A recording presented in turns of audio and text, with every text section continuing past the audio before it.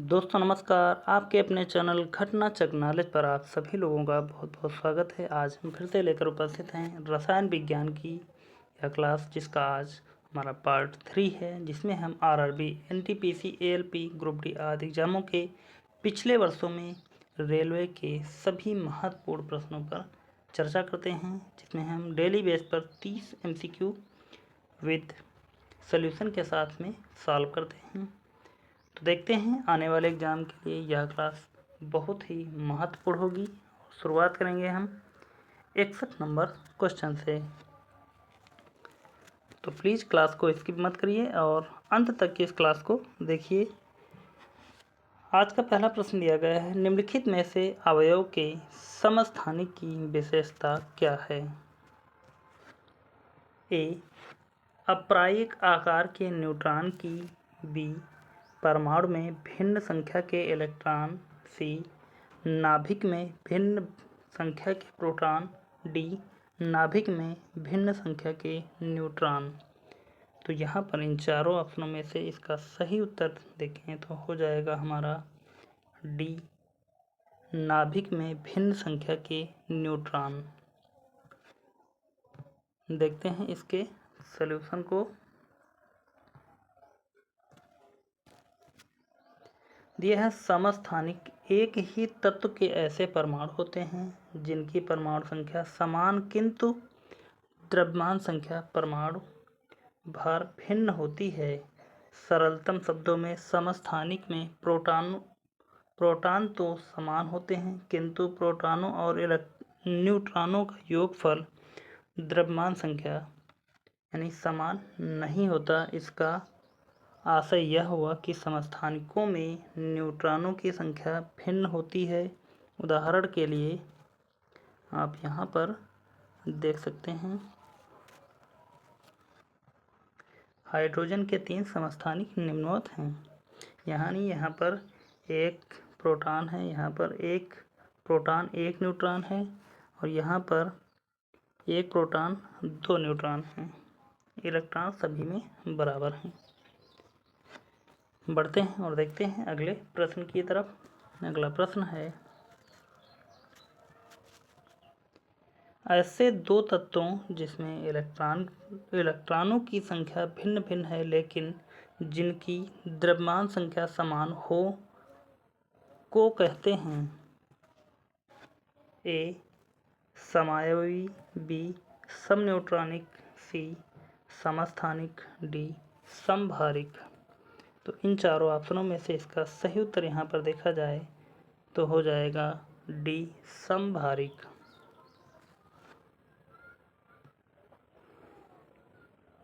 आगे बढ़ते हैं और देखते हैं यहाँ पर इसकी थोड़ी सी व्याख्या को। ऐसे दो तत्व जिनमें इलेक्ट्रॉनों की संख्या यानी कि परमाणु क्रमांक भिन्न भिन्न लेकिन द्रव्यमान संख्या समान हो, उन्हें समभारिक कहते हैं।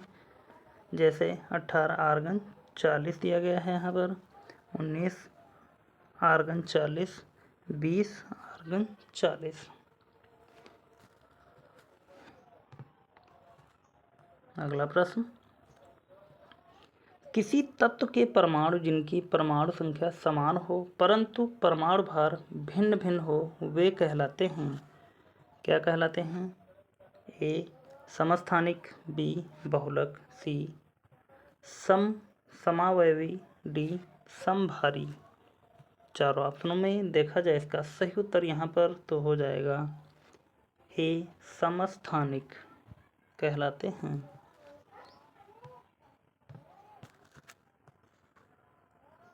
व्याख्या देखेंगे, किसी तत्व के परमाणु क्रमांक जिनकी परमाणु संख्या समान परंतु परमाणु भार भिन्न भिन्न हो समस्थानिक कहलाते हैं। ऐसे परमाणुओं में प्रोटॉनों की संख्या समान परंतु न्यूट्रॉनों की संख्या भिन्न भिन्न होती है, जैसे 6C12 एवं 6C14। अगला प्रश्न, तत्व की समस्थानिक कभी नहीं हो सकता। क्या नहीं हो सकता? न्यूट्रॉनों की समान संख्या होती है। बी, समान आवेश होता है। सी, इलेक्ट्रॉनों की समान संख्या होती है। डी, प्रोटॉनों की समान संख्या होती है। तो इन चारों ऑप्शनों में से क्या कभी भी सही नहीं हो सकता? तो क्या सही नहीं होगा? ए, न्यूट्रॉनों की संख्या कभी समान नहीं हो सकती। ये वाला इसका सही उत्तर हो जाएगा। आगे बढ़ते हैं और देखते हैं इसके सॉल्यूशन को। समस्थानिकों की परमाणु संख्या समान होती है, अर्थात उनमें प्रोटॉनों की संख्या समान होती है, किंतु द्रव्यमान भिन्न भिन्न होता है, अर्थात प्रोटॉन एवं न्यूट्रॉनों का योगफल भिन्न होता है। इससे स्पष्ट है कि न्यूट्रॉनों की संख्या सदैव भिन्न भिन्न होगी। उदाहरण के लिए हाइड्रोजन के समस्थानिक निम्नवत हैं। देखते हैं यहाँ पर हाइड्रोजन के 3 समस्थानिक हैं। नंबर 1 प्रोटियम, नंबर 2 ड्यूटीरियम, यानी कि एक प्रोटॉन है, यहाँ पर एक न्यूट्रॉन है, और टाइटियम, एक प्रोटॉन है और 2 न्यूट्रॉन हैं। तो इस प्रकार न्यूट्रॉनों की संख्या सदैव भिन्न होगी। आगे बढ़ते हैं और देखते हैं अगला प्रश्न दिया है, पॉजिट्रॉन की खोज किसने की थी? तो पॉजिट्रॉन की खोज रदरफोर्ड, बी जे थॉमसन, सी चैडविक, डी एंडरसन। तो इन चारों ऑप्शनों में से इसका सही उत्तर देखें कि पॉजिट्रॉन की खोज करने वाले वैज्ञानिक का नाम क्या है। तो सही उत्तर आ जाएगा निकल कर डी एंडरसन। देखते हैं इसकी व्याख्या को। पॉजिट्रॉन की खोज एंडरसन ने वर्ष 1932 में की थी। पॉजिट्रॉन का प्रतीक बीटा प्लस इलेक्ट्रॉन प्लस होता है, अर्थात इसका द्रव्यमान इलेक्ट्रॉन के द्रव्यमान के बराबर तथा आवेश प्रोटॉन के आवेश के बराबर होता है। पॉजिट्रॉन एक अस्थायी कण है, इसे इलेक्ट्रॉन का एंटी कण भी कहते हैं।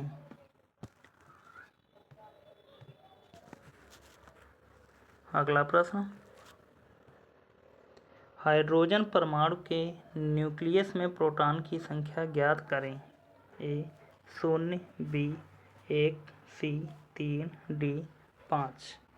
इन चारों ऑप्शनों में से इसका सही उत्तर देखें तो हो जाएगा हमारा बी 1। अगला प्रश्न, किसी तत्व का परमाणु भार 35 है तथा 18 इलेक्ट्रॉन है, तो उस तत्व में प्रोटॉन की संख्या होगी। क्या हो जाएगी? 4 ऑप्शन से देखते हैं पहले। ए 17, बी 18, सी 20, डी 15। तो इन चारों ऑप्शनों में से इसका सही उत्तर देखें तो हो जाएगा हमारा बी 18। प्रोटॉनों की संख्या 18 होगी। देखते हैं यहाँ पर इसकी व्याख्या को। किसी तत्व के परमाणु में इलेक्ट्रॉनों की संख्या प्रोटॉनों की संख्या के सदैव बराबर होती है, अतः विवेच्य के परमाणु में प्रोटॉनों की संख्या 18 होगी, इसमें न्यूट्रॉन की संख्या 17 होगी।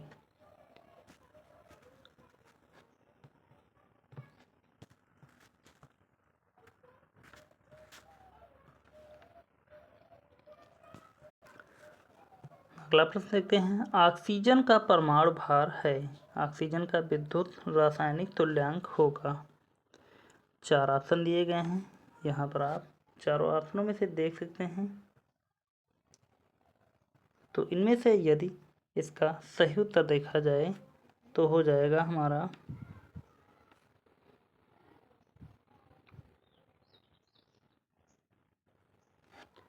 डी कोई नहीं। देखते हैं इसकी व्याख्या को। इसकी व्याख्या नहीं है। अगला प्रश्न, किस अणु में बंध कोण अधिकतम है? ए CH4, बी H2O, सी BF4, डी CO2। तो इस प्रश्न के उत्तर को देखें अगर, तो हमारा सही उत्तर हो जाएगा डी, CO2 अधिकतम बंद कोण है। अगला प्रश्न, एक तत्व के परमाणु दूसरे सभी तत्वों के परमाणुओं से निम्नलिखित में भिन्न होते हैं। 4 ऑप्शन दिए गए हैं। ए, परमाणु की संख्या और इलेक्ट्रॉनिक विन्यास। बी, परमाणु की संख्या और संयोजक इलेक्ट्रॉनों की संख्या। सी, न्यूट्रॉनों की संख्या और इलेक्ट्रॉनिक विन्यास। डी, न्यूट्रॉनों की संख्या और संयोजक इलेक्ट्रॉनों की संख्या। इन चारों ऑप्शनों में से इसका सही उत्तर देखें तो हो जाएगा हमारा ए, परमाणु की संख्या और इलेक्ट्रॉनिक विन्यास। एक तत्व के परमाणु दूसरे सभी तत्वों के परमाणुओं से भिन्न होते हैं। ए वाला हमारा राइट आंसर हो जाएगा। देखते हैं यहाँ इसकी व्याख्या को। एक तत्व के परमाणु दूसरे सभी तत्वों के परमाणु से परमाणु संख्या और इलेक्ट्रॉनिक विन्यास में भिन्न होते हैं। परमाणु की संख्या किसी भी पदार्थ का मौलिक गुण होता है और उसके रासायनिक गुण उसके परमाणु संख्या और उसके इलेक्ट्रॉनिक विन्यास पर भी निर्भर करता है।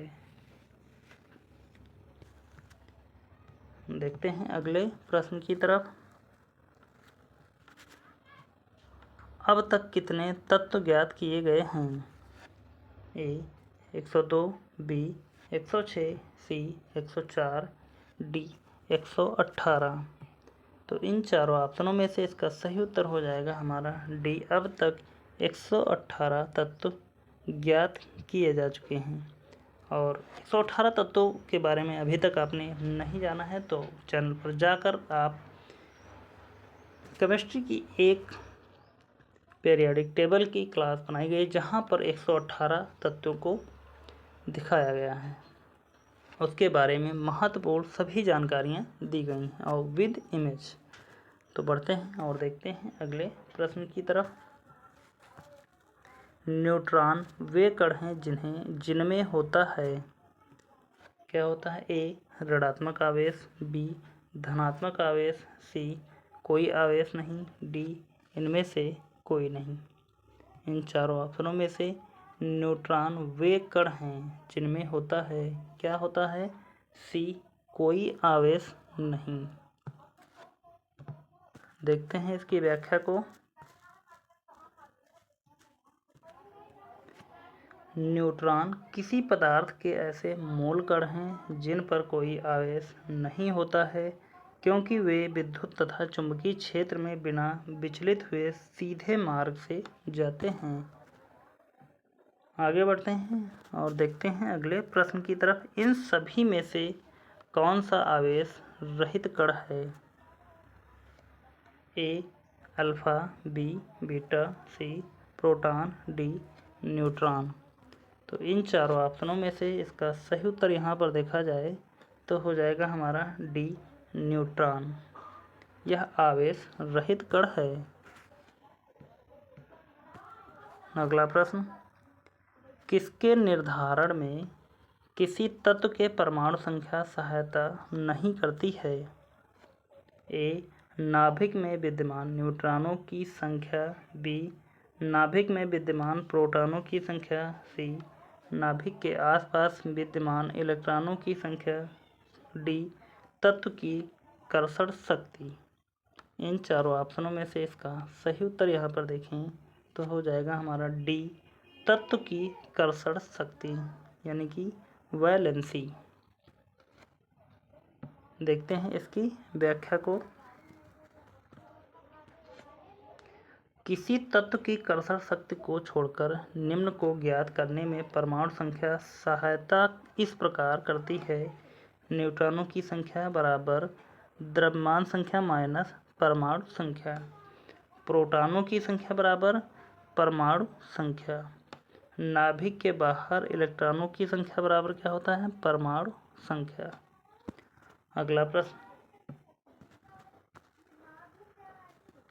अगला प्रश्न है, इलेक्ट्रॉन न्यूनता वाला परमाणु है।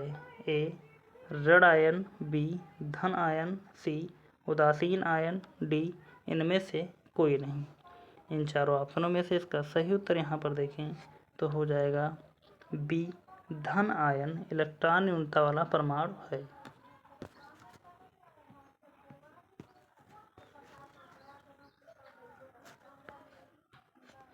दिया है जब कोई परमाणु इलेक्ट्रॉन को त्यागता है तो वह धन आयन बनाता है, इस तरह उसमें पहले से इलेक्ट्रॉन की कमी हो जाती है। इलेक्ट्रॉन न्यूनता वाले परमाणु को धन आयन कहते हैं। अगला प्रश्न देखते हैं।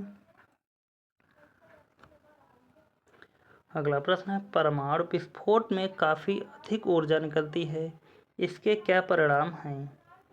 ए, न्यूट्रॉन का प्रोटॉन में रूपांतरण, बी, रासायनिक ऊर्जा का न्यूक्लियर ऊर्जा में रूपांतरण, सी, रासायनिक ऊर्जा का ऊष्मा ऊर्जा में रूपांतरण, डी, द्रव्यमान का ऊर्जा में रूपांतरण।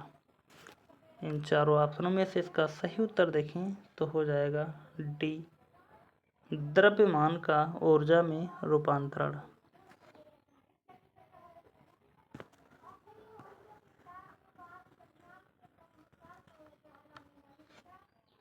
परमाणु विस्फोट में अत्यधिक ऊर्जा का उत्सर्जन होता है। यह ऊर्जा परमाणु के द्रव्यमान का ऊर्जा में रूपांतरण करने के कारण बनती है।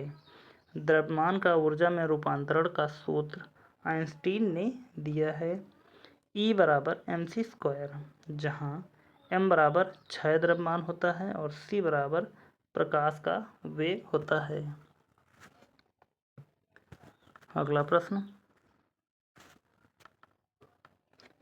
यूरेनियम का कौन सा आइसोटोप न्यूक्लियर रिएक्टर्स में होने वाली श्रृंखला या प्रतिक्रिया को जारी रखने की क्षमता रखता है? ए, यूरेनियम 239, बी, यूरेनियम 238, सी, यूरेनियम 235, डी, इनमें से कोई नहीं। तो प्रश्न कह रहा है यूरेनियम का वह कौन सा आइसोटोप न्यूक्लियर रिएक्टर में होने वाली श्रृंखला प्रतिक्रिया को जारी रखने की क्षमता रखता है? तो कौन सा हो जाएगा इन चारों ऑप्शनों में से? सी, यूरेनियम 235 यह क्षमता रखता है। देखते हैं इसमें थोड़ी सी व्याख्या इसकी। यूरेनियम 235 का एक आइसोटोप है जो न्यूक्लियर रिएक्टर में होने वाली श्रृंखला को या प्रतिक्रिया को जारी रखता है। आधुनिक आवर्त सारणी किसने प्रस्तुत की थी? देखते हैं इसके चार ऑप्शन दिए गए हैं। ए, मेंडलीफ, बी, बरी, सी, बोर, डी, रदरफोर्ड। आधुनिक आवर्त सारणी किसने प्रस्तुत की थी? तो इन जो ऑप्शन दिए गए हैं इनमें थोड़ा सा मिस्टेक लग रहा है, तो इस प्रकार हम सीधे इसकी व्याख्या को देखेंगे, उसके बाद में हम इसको समझेंगे।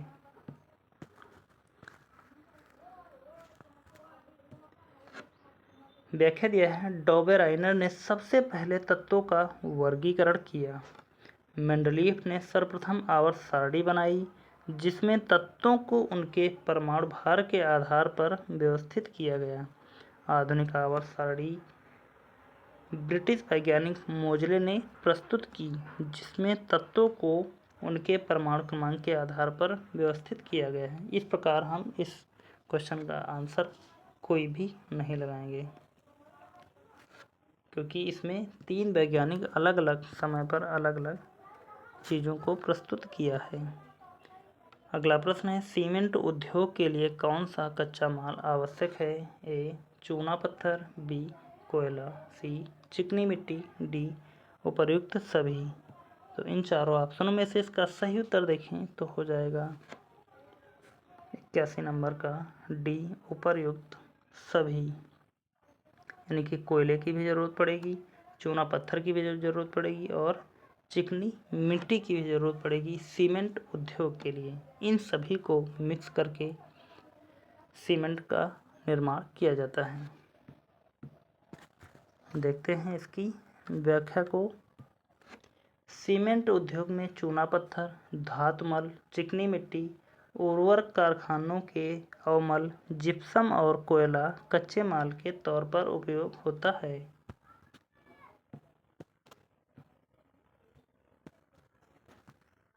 अगला प्रश्न, बीटा किरणों का वेग बराबर होता है, किसके बराबर होगा? ए प्रकाश के वेग के बराबर, बी प्रकाश के वेग का 3/4, सी प्रकाश के वेग का 9/10, डी इनमें से कोई नहीं।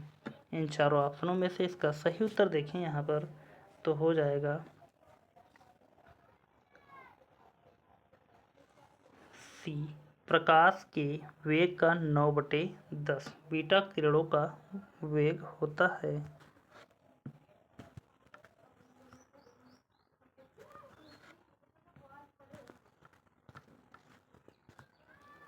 हीरा में 4 कार्बन एक दूसरे से अनुबद्ध हैं।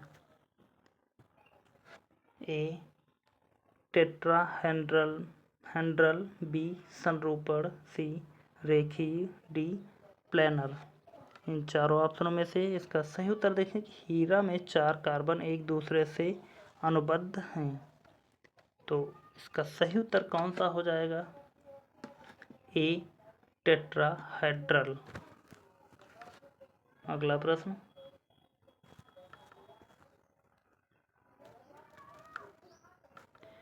उत्प्रेरक के संबंध में निम्नलिखित में से कौन सही है? 4 ऑप्शन दिए गए हैं। 4 ऑप्शनों में से पहले हमको 4 कथन के रूप में जो वाक्य दिए गए हैं उनको देखना है और उसके बाद में कोड के माध्यम से हम ऑप्शन का सही उत्तर निकालेंगे। तो देखेंगे सबसे पहले, वह प्रतिक्रिया की दर बढ़ाता है। उत्प्रेरक के संबंध में कौन सा सही है? तो वह प्रतिक्रिया की दर बढ़ाता है, बिल्कुल सही हो जाएगा। वह सक्रियण ऊर्जा बढ़ाता है, तो यह भी सही हो जाएगा।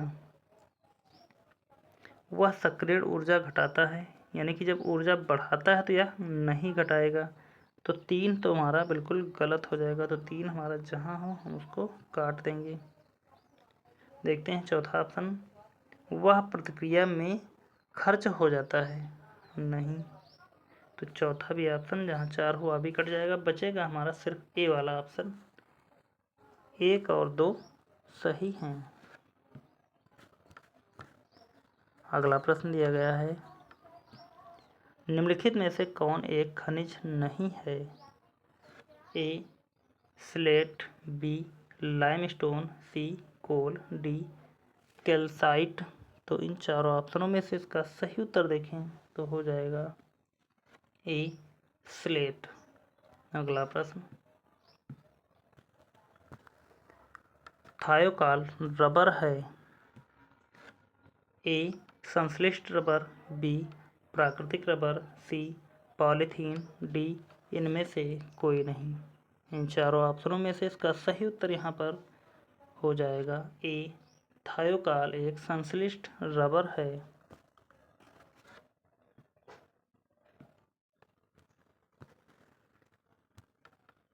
देखते हैं इसकी व्याख्या को। थायोकाल एक संश्लिष्ट रबर है। थायोकाल केमिकल कंपनी की स्थापना वर्ष 1929 में अमेरिका में की गई थी। आगे बढ़ेंगे और देखते हैं अगला प्रश्न, कैफीन कहाँ पाया जाता है? ए तंबाकू में, बी चाय में, सी कॉफ़ी में, डी बी और सी दोनों में। तो कैफीन की मात्रा आप सभी लोगों को पता होगा, आप सभी लोग इसका इस्तेमाल भी करते हैं। तो यह कहाँ पाया जाएगा? चाय में भी पाया जाता है और कॉफ़ी में भी पाया जाता है। तंबाकू में क्या होगा? यहाँ पर निकोटीन पाया जाता है, निकोटीन। चाय और कॉफ़ी में कैफीन की मात्रा पाई जाती है। तो इस प्रकार हम बी और सी अलग अलग नहीं लगाएंगे। डी वाले ऑप्शन में दिया गया है बी और सी दोनों।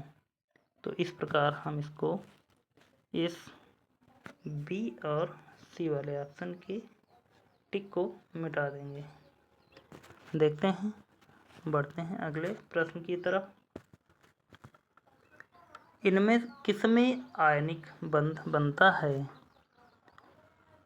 4 ऑप्शन दिए गए हैं। ए KCl, बी H2O, सी NH3, डी Cl2। तो किसमें आयनिक बंध बनेगा? इसका सही उत्तर 4 ऑप्शन के माध्यम से देखें तो हो जाएगा KCl में। आगे बढ़ेंगे और देखते हैं अगला प्रश्न। इलेक्ट्रॉन के आवेश का निर्धारण किसने किया? तो इलेक्ट्रॉन के आवेश का निर्धारण किसने किया था?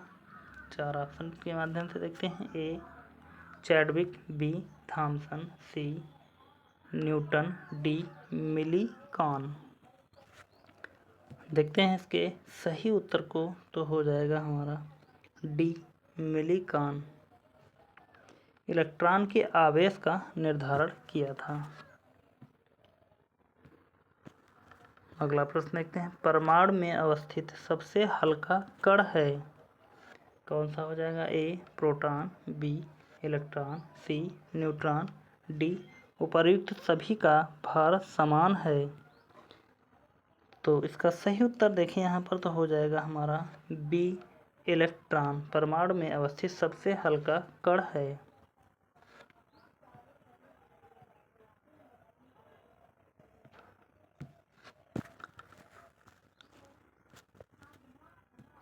दिया है परमाणु में अवस्थित सबसे हल्का कण इलेक्ट्रॉन है। यह प्रोटॉन के भार का 1836वां भाग है।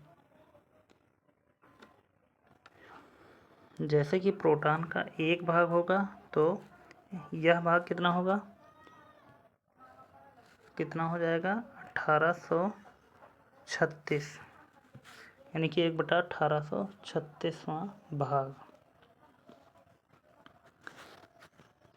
तो यहाँ पर आज के सभी प्रश्न कंप्लीट होते हैं। और आपको यह क्लास कैसी लगी प्लीज़ आप सभी लोग कमेंट में कमेंट करके ज़रूर बताएं। और सभी लोग सेशन को लाइक कर दें। चैनल को सब्सक्राइब नहीं किया है तो प्लीज़ चैनल को सब्सक्राइब कर लें और ज़्यादा से ज़्यादा क्लास को शेयर भी कर दें। तो मिलते हैं फिर अगली क्लास में, तब तक के लिए धन्यवाद। और यह केमिस्ट्री की क्लास आपको कैसी लग रही है इसके बारे में कमेंट करके ज़रूर बताएं।